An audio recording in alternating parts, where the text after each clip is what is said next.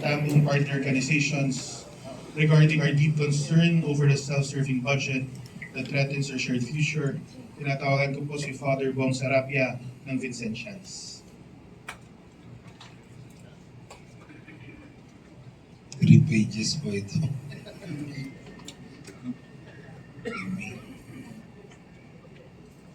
Message from the clergy for good governance and partners. Deep concern over a self-serving budget that threatens our shared future. We, the clergy, for good governance, CGG, and partners, express our deep concern and righteous indignation over the recently approved 2025 budget of Congress, which prioritizes self-serving interests over the urgent needs of the Filipino people. In this critical moment, when millions are struggling for basic health care, education, and social support, this budget reflects misplaced priorities, undermining transparency and the welfare of our nation.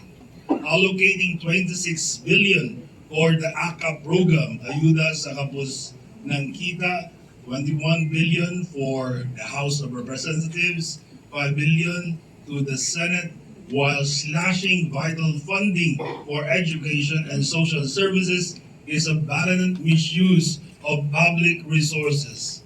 As our Constitution mandates, these misappropriated funds must be restored to the proper agencies responsible for their implementation. Social services should be managed by experts and institutions tasked to serve the people equitably, upholding their rights. Political interference and patronage have no place in a just, transparent governance system and must be decisively ended. The budget cuts strike at the backbone of our economy, our defense, and the heart of our society's most vulnerable. DepEd loses 12 billion, threatening the quality of education. SHED loses 30 billion, limiting opportunities for higher education. Free college support loses 3 billion, putting students' futures at risk. DSW loses 96 billion, shipping social services for the most vulnerable. DA loses 15 billion, from 50 billion to 35 billion, threatening food security and agricultural progress. AFP modernization cut by 15 billion, from 50 billion to 35 billion, jeopardizing national defense and security modernization efforts. On program funds, often hidden from public scrutiny, require serious and in-depth review. These allocations must be transparent, justified, and subjected to rigorous oversight to prevent misuse and ensure alignment with national priorities.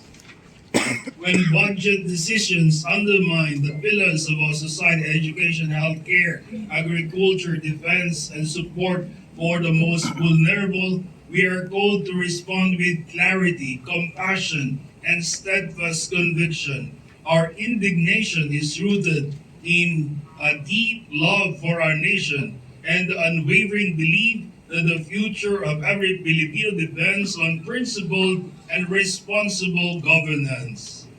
Our call for justice and responsible leadership.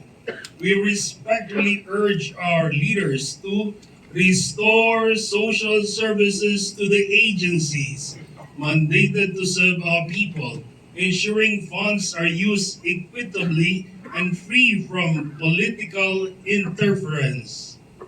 Adopt prudent fiscal management that prioritizes the well-being of the poor, drives economic progress, strengthens national defense, and fosters national self-reliance over political and oligarchic interests.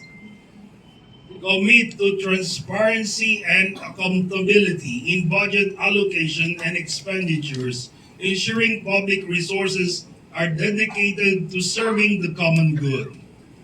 restore, strengthen, and expand funding for education, healthcare, agriculture, defense, and social services to safeguard the most vulnerable and secure a brighter future for our nation.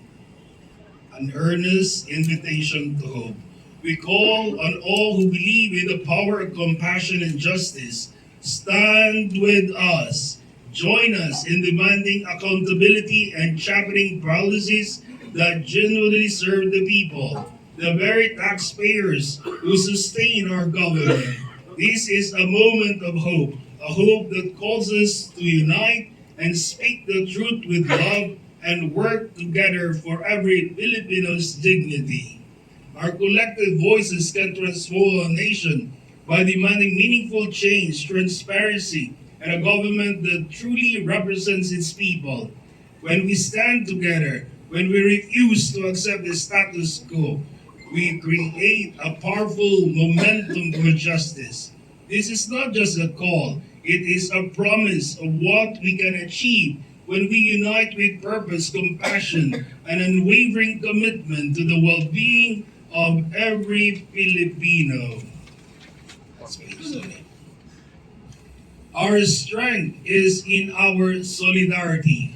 Our power is in our collective voice.